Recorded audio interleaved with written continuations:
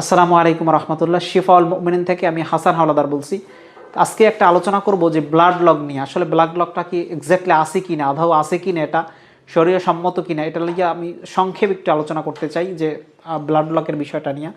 যে আসলে blood log আমাদের আমাদের যে বাংলাদেশ, ভারত, পাকিস্তান, আমাদের পরিচিত কিছু মতাব্বির আছে যাদের একটাই প্রশ্ন যে আসলে এক্স্যাক্টলি ব্লাড লগটা আছে কিনা। আমি বলবো হ্যাঁ, ব্লাড লগ আছে। ব্লাড লক আছে, এমন ব্লাড লক করে দিলে ওই রুগী সুস্থ হয়ে যায় এবং পরবর্তীতে নেক্সট টাইমে আল্লাহ রাব্বুল আলামিন ওই রুগীকে আর জিন এবং জাদুদের আক্রান্ত করেন না। এটাই এটাই সত্য কথা। তো ব্লাড লকটা কি?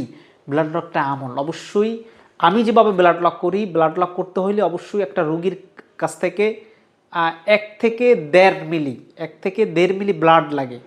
ব্লাড লাগার পর ওই ব্লাডের উপর আমরা আমাদের যে প্রসেসগুলো আছে প্রসেস করার পর ইনশাআল্লাহ আল্লাহর কাছে আমরা আশাবাদী, অবশ্যই আমরা এই ব্লাড লগের কারণে আমরা দেই না কোনো তাবিজ, দেই না কোনো সাপ্লিমেন্ট।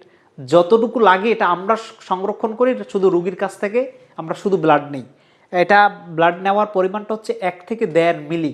1 থেকে 1.5 মিলি একটা সিরিঞ্জের যদি 5 মিলি সিরিঞ্জ হয় স্বাভাবিকভাবে এইটার অল্প একটু 1 থেকে 1.5 মিলি আমরা ব্লাড নেই। ব্লাড নেওয়ার পর ওই দিয়ে আমরা যে কার্যক্রমটা করি ইনশাআল্লাহ ওই কার্যক্রমের পর মানে রোগী সুস্থ হয়ে যায়। আশা করা যায় ব্লাড লগের পর পরবর্তীতে নেক্সট টাইমে আর রোগীকে জেনে ধরে না।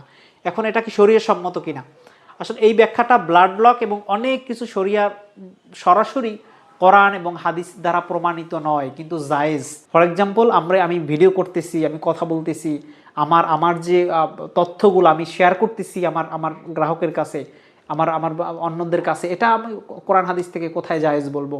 তবে হ্যাঁ, এটা এটা এটা কোরআন হাদিস দ্বারা প্রমাণিত না, তবে জায়েজ।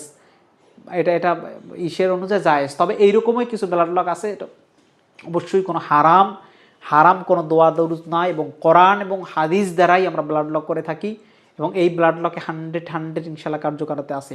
এখন এটা নিয়ে অনেকে অনেক রকম প্রভাগণ্ডা ছড়ায় যে আসলে কি আছে কিনা এক্স্যাক্টলি। যে আমি বলতেছি আমি করি বাংলাদেশের মধ্যে মেবি 3 থেকে 4 জনে করে ইনশাআল্লাহ। আলহামদুলিল্লাহ, তাদের সাথে সুপরামর্শ রেখেই আমরা ব্লাড লক করতেছি ইনশাআল্লাহ।